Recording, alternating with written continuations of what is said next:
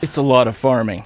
2,500 prestige for a facility mod, 500 prestige thereafter to use, which is a minimum of 45 minutes of farming per use, by the way. 4,000 for the Clio core, 3,250 per recruit. You need 4 of these red talon recruits for the achievement. Clio ammo, only through the trader at 128 prestige per buy. All on a 90-minute cooldown and bottlenecked by a prestige cap to prevent overflow. A player is looking at 25,000 prestige, 20 to 30 runs minimum to unlock everything, so that they can even begin to try and go for some of these items previously mentioned. If any of this seems like hyperbole, there's a spreadsheet in the description with all of the numbers. You'll be sitting at cap because of cooldown. You'll have the cooldown over when you lack prestige.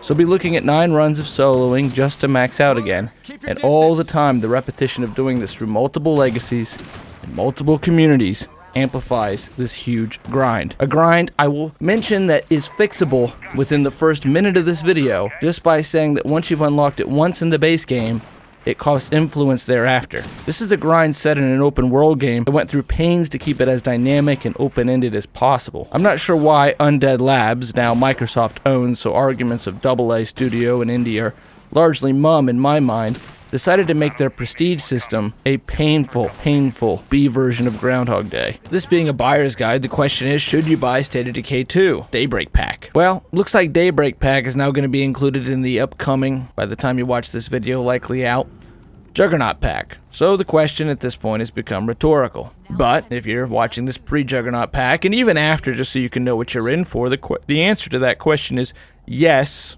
if asterisk, footnote, underscore. The first ask is, do you like Gears of War Horde mode or Halo Firefighter, the mode Daybreak most closely resembles Titanfall 2's Frontier Defense, point we'll return to in a moment. If you like these types of modes and can't accept that State of Decay 2 does none of these things that those modes do well, it does not control as fluidly, move as smoothly, or employ mechanics as well, then you're getting warmer. Keep it tepid though, as one is not going to encounter the varied and large areas that Firefight offers, or the deep progression and satisfying cover mechanics of Gears of War, or the fluid agile movement of Titanfall 2. Instead, you'll be compressed to an area about as wide as a medium base in State of Decay 2, and this jank-inducing curb, a street, 5 walls, will be your new home for hours of grind and repetition cycle to get what good there is in Daybreak, which is everything that isn't Daybreak. It's all the mods, weapons, and red talon recruits that came with it. Recruits who were recently nerfed from, quoting, community request, all this before Nightmare Mode.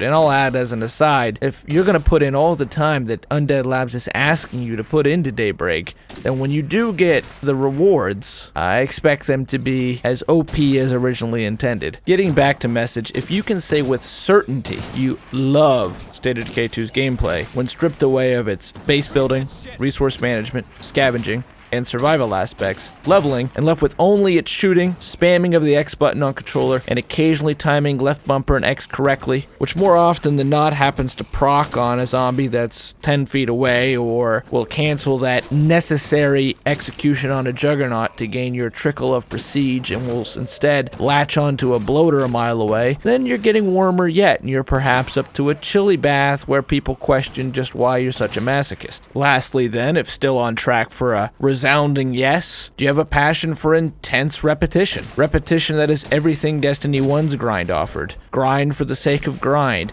Anthem's current grind offers a massive wall of time gate, just to keep the player unable to see that just beyond the wall is desolation of uncoded assets, empty ideas. Grind that is offset in other games, such as Battleborn and its operations, by having a wide variety of dialogue to build a story depending on which run and which character you were playing, or Division's underground sewers with their procedural dungeons and quick loot loop. At the very least, offering random events or bonus challenge or mutators that diversify the gameplay that are present in content as low bar as Mad Moxie's Underdome for Borderlands 1. It's stupefying that Daybreak is simply grind, a stone uncut. The simple option to garner more prestige for those of us that have beat it dozens of times doesn't even pop up. Yes, eventually after 30 runs, you'll have everything unlocked and you get a whopping bonus 100 prestige if you're lucky and make it all the way through, which, by the way, the servers are dead, so you'll be doing that solo, is not even an option. Perhaps make it to wave 5 only using melee for 100 bonus prestige. This is the kind of thing I mean. Bonus multipliers just to keep it somewhat interesting, anything to lessen the huge grind this game is asking of its players, or 500 headshots during one playthrough of Daybreak for 400 prestige dailies, weeklies, anything that changes up the loot loop and help the player shortcut what is ultimately busy work. Because it's like Gordon Ramsay once said on Kitchen Nightmares, "I've never seen someone be so busy but accomplish so little." Or as Brian Tracy says, one of the very worst uses of time is to do something very well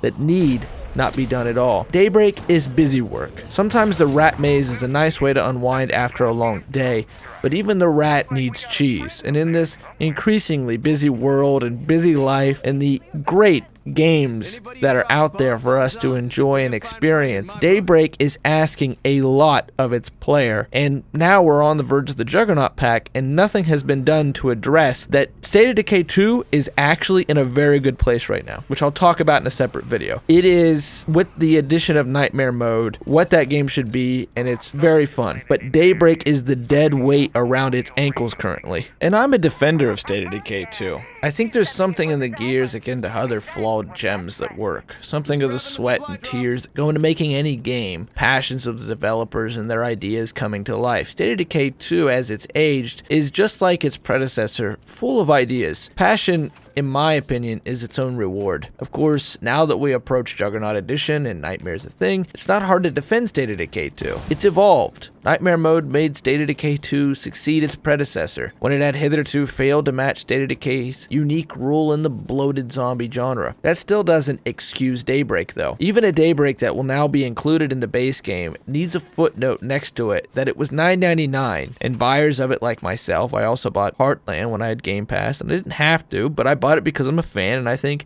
Undead Labs is a neat studio. Received a bad DLC. Not examining it honestly will only result in more of the same. And Microsoft owned or not, Undead Labs won't survive on projects like Daybreak. In the bloated zombie genre, the world does not need Daybreak. And what is soon to be the long ago pre-Juggernaut, pre-Nightmare Mode, and what Undead Labs is now calling their forerunners, those of us that bought State of Decay 2 at launch, I could defend the game because it was playable offline, that the asking price of $30 was, in an industry known lately for boneheaded business moves, a fair price, especially considering that the industry trend towards mobile and gacha won't be slowing down after Activision Blizzard showed that their mobile games are bringing in more than anything else combined. Continuing the limited but present modding tools, and having watched State of Decay 1 at the beginning and still seeing Geoffrey and Brant streaming State of Decay is a reminder that Undead Labs is a close-knit crew and a close-knit community. While the developers don't say much in the way of news, we know their face, and State of Decay 2's community has always been about the right size that players' thoughts are not lost in the noise, which is a way for me to soften that Daybreak isn't and wasn't worth $9.99, or that the Ultimate Edition never lived up to that $20 extra,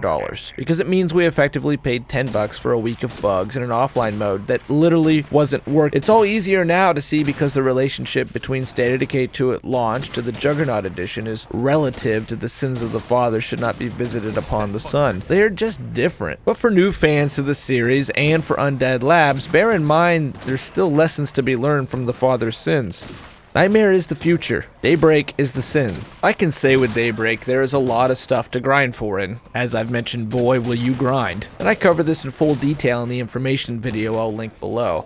If you love State of Decay 2 and just want more, then this pack is for you. There is more. It's more on the foundation of doing the same task over and over and over again, but it is more. For my personal favorite, the ability to recruit procedurally generated red talent agents, which include dozens of new quirk skills, hero bonuses, and traits. My favorite thing in State of Decay 2 is the true evolution of the survivors to a tough and diverse collection of achievements, base facilities, base facility mods, weapon mods, and a healthy cache of new instruments of death. If there's one thing Daybreak does well, it's the amount of content they managed to stuff into the pack outside of the actual mode itself. It's unfortunate that it is so difficult to get to this content that is the one good thing about this pack, especially if you're a player that loves trying new legacies and new communities and loves trying to roll the best survivors and trying out new skills. The problem is you will get into a wall of grind every single. You know that you have to do hours of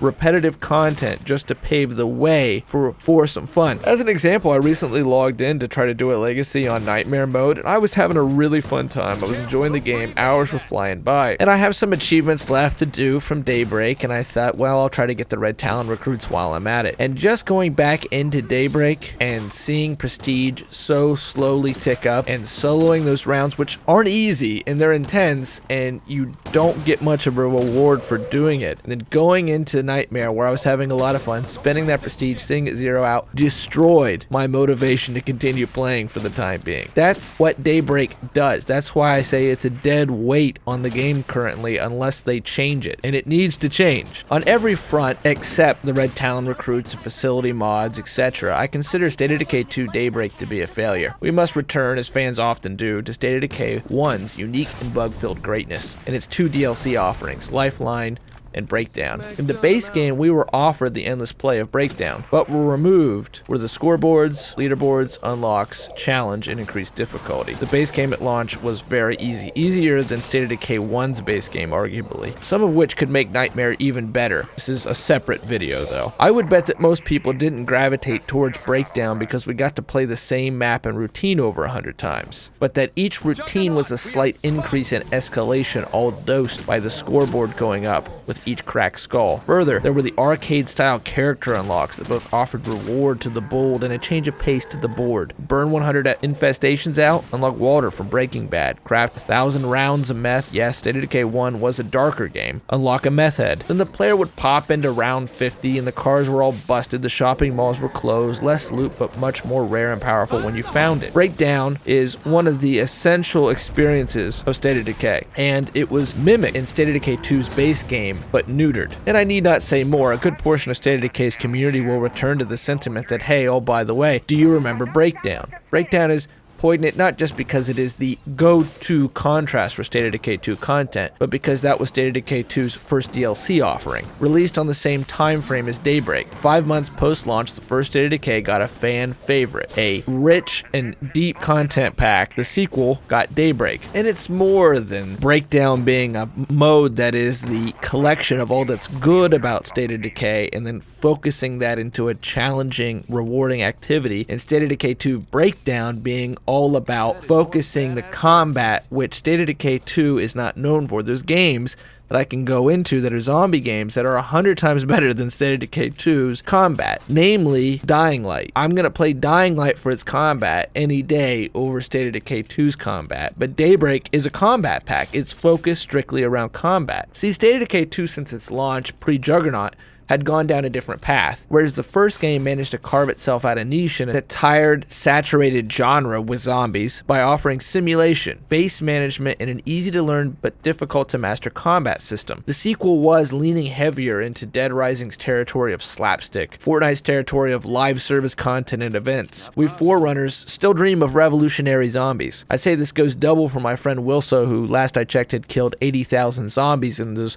early days. The amount of times we dodged through King George III, then put a screwdriver in his head, boggles the mind. And a quick note, instead of adding those revolutionary zombies, if they would have just added like a new zombie model a month, they could have had a really diverse collection of zombies that would have added to that immersiveness. Kind of like when The Walking Dead, when they do everybody up in makeup and it's no CGI, it's just actors, and it's really immersive and scary. That was a possibility. Instead, we killed these revolutionary zombies for about 4 months. So then there was a long hiatus, and the long hiatus was helped along by World War II weapons and the simple but excellent bounty broker system, then punctuated by the game reviving Nightmare mode, which was, and these were things that were State of Decay 2 back to its roots. It was about new ways to explore the essential mechanics of the game, while Daybreak is the antithesis to Breakdown and now Nightmare, which is to say, the wrong way forward. Daybreak tried to push the pace of combat, Dying Light style, which only serves to punctuate how much of an indie State of Decay 2 is in this regard. And they got the simulation aspect out completely, which is one of the game's main strengths. And it was never as good as Dying Light's combat. It was never as good at simulation and raw creativity that 7 Days to Die offers. But State of Decay 2 combined all of them into one game, that for all of its rough edges, was a unique zombie experience like few others, which goes away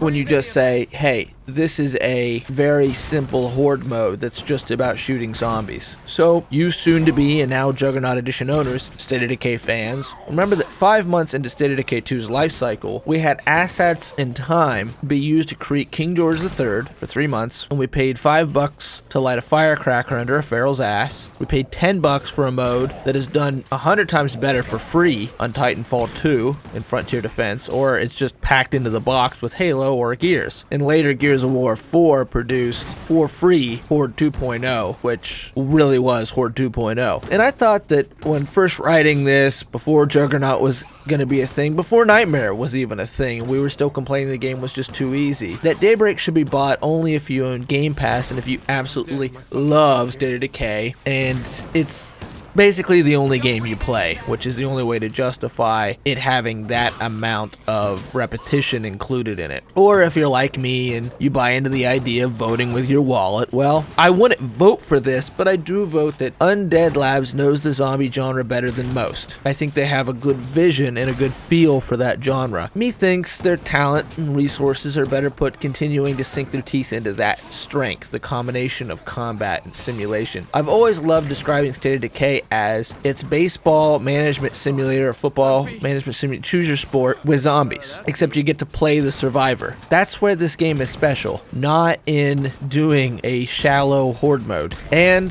this review went on like that for about 5,000 words. But like I've said, Juggernaut is here now, and this argument is only relative for history's sake, or those that are just now picking up State of Decay 2 and want to know what this Daybreak thing is. And well, I say to you, Daybreak isn't good, and it still needs rebalanced, and soon, as concerns to its time sink. Still, with all that said, here's what I think concerns a new Daybreak player the most, and still highlights Daybreak's failings as a Juggernaut owner digs in. The static dialogue and identical runs. The thing that gets me the most is having Sasquatch, if a single wall breaks, hurl a torrent of insults at me constantly. Okay, so what Daybreak is all about is combat, so what's so bad about that? Two things. One is that State of Decay 2 has some clunky combat. Your character has animations connecting to the same buttons too many times that you don't control. The worst offender is the air hump, going to execute a freak, totally necessary in Daybreak to time this correctly, to solo those runs, and you end up dry humping his face or his rear, giving the enemy time to break a wall, or to come out of the animation, or for a bloater to pop on you. Believe you me, it is entirely too frustrating. We have no agency over what execution happens either, so when you're finishing a zombie, sometimes it's the long drawn out squeezing the face in. It's a cool animation, but it's just too long in the face of a DLC that's all about killing, and things are coming at you and you have time pressing against you. Far too often the grapple from the back and execute is the primary means of killing things. Now, to see how this is disappointing, go watch any YouTuber run level 99 on Breakdown, especially as a solo, or do a Cleo drop. I'll link English Bulldog. He was a great State of Decay 1 player in his Cleo run. Watch how much variety is used in the slang. So to say in the sequel we use this one move 99% of the time because at least you know what you're getting, is to say the combat took a big U-turn. It's much simpler. It's totally stripped down. Dodge through the zombie, get behind their back. For instance, your Red Talon operative is given the flying strike, left bumper and A. If you're on Xbox, the same button we used to jump. So time and time again, you'll find yourself sprinting up to the wall to get restocked, then leaping sideways 20 feet towards a zombie you didn't even know was there, doing a flying strike, taking half your stamina. Then a bloater pops on you, or you get bit from the back, or a Juggernaut's on the wall. Same issues as air humping or getting long animations on executions. Valuable time disappearing when you have to grind out a lot of Daybreak. So stupid, glitchy, janky things only add to the time suck. Your character doesn't move like Gerald or even the semi-stiff and weighted bodies of Gears of War characters. Your survivor feels like a rectangle. They are a living embodiment of a hitbox. They turn in quarters, not degrees. This is okay if it weren't for the perfect alignment required to get them to do what you want them to do. Want to execute that Juggernaut? Nope. I'm going to grab this zombie on the ground behind you that someone knocked down, and then instead of executing properly, I'm going to glitch off the curb and bounce back up, and valuable time has been wasted, and because you're not on wave 3 or wave 5, you didn't gain any prestige anyway. These small things, they add up to paint a frustrating portrait, because $10 is quite an asking price for a horde mode. It's quite the asking price when AAA games ask for it, let alone saying that Daybreak is worth 1/3 the cost of the base game, which it is not. Returning to Frontier Defense mode, which is free, Titanfall 2 offers a load of unlocks, leveling, and difficulty modifiers, a selection of different Titans, multiple maps. Meanwhile, you're enjoying one of the most fluid fluid and high-fidelity shooters ever made, with a honed skill cap and map design which asks the player to be agile, faster, better, all for free. In Daybreak, we have the issues described previously, with none of what I just described about Titanfall, for $10. This goes yet one more step further. We must return to Lifeline, another praised DLC. Perhaps not as good as Breakdown, but it had multiple endings, some of the best storytelling to come from the franchise to date. Daybreak sieges are better because ultimately State of Decay 2 is better, sure, but Daybreak is just sieges. That's it. Lifeline was $6.99, same as Breakdown, but it offered a new map, new vehicles, new survivors, new facilities, all in a unique story with, I think it was 4 or 5 different endings. The thing it truly did well, so much better ultimately than Daybreak, was that it was still a State of Decay experience. You had to rescue people and make a decision on a clock which had repercussions. Daybreak's on a clock, but it lacks the storytelling element and the simulation aspect of Lifeline. You either saved soldiers or you saved civilians, and that had an effect on the ending that you got at the end of Lifeline. You still looted, you still built a base up, and you still kept the community alive. Daybreak is literally just pew pew and combat. And this is a buyer's guide. I'm not trying to tell you if it's good or bad. It's bad, and I've told you that, but I guess that's not the intent, is it? I'm offering you my 2 cents as to whether or not it's worth your money. Well, if you're a fan, there's a lot of content. And now you're a Juggernaut buyer, so you're gonna get it for free. It's now a matter of whether or not it's worth your time. And the first few runs are fine. And if you think I'm being harsh on Undead Labs with this review of Daybreak, well, they've already reciprocated tenfold by calling me a dumb asshole dipshit in my ear on repeat while I air hump a Juggernaut and a bloater hoverboards into my face. I like Undead Labs, really. That's why I'm writing this, streaming it, spending my time and money on them. I bought their game day one. No need for a history lesson already covered. I've played it and been loyal to it plenty. I can love the game and be critical. If I was in a meeting with Undead Labs, I'd call Daybreak ill-advised. Why? Because it means we Ultimate Edition owners are the ones that got hosed. Those of us that bought into State of Decay 2 early. Don't even tell me that we got Doomsday Pack, Prepper's Pack, and pre-order bonus code bullshit.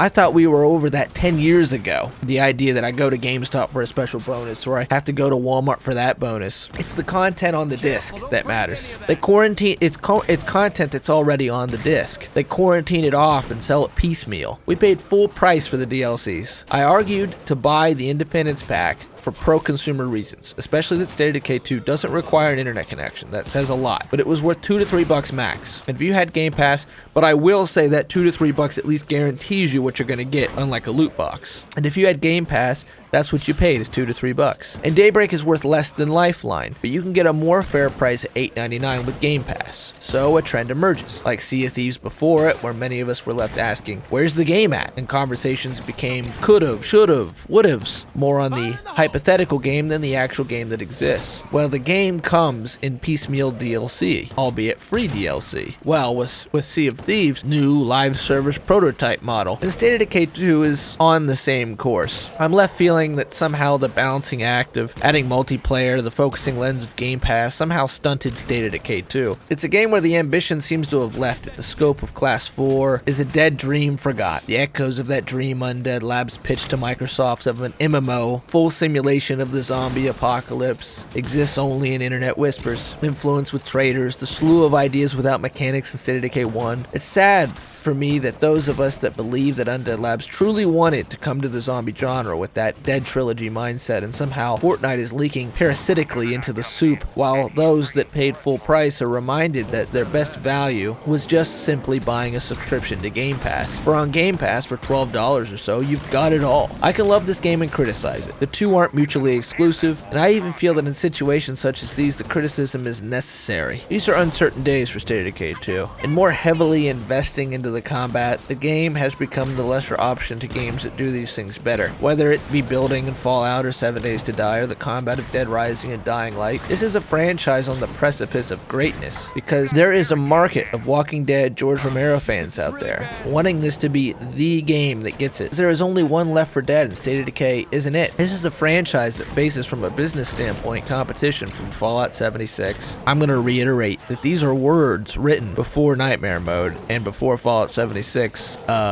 was Fallout 76. The competition is stiff, so a release that went well enough, priced well, timed well, had a very hot iron to strike, and we're left now out of the Ultimate Edition's content and official support that we paid $5 to play the game 4 days early. Then finally, should you buy Daybreak? Yes, if _footnote asterisk. That is one badass barricade.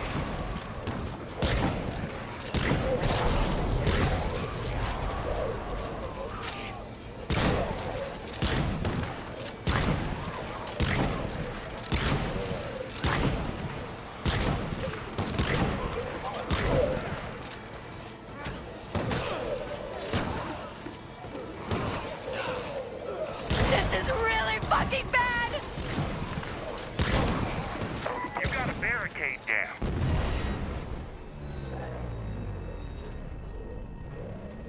Damn it, you let the nerd get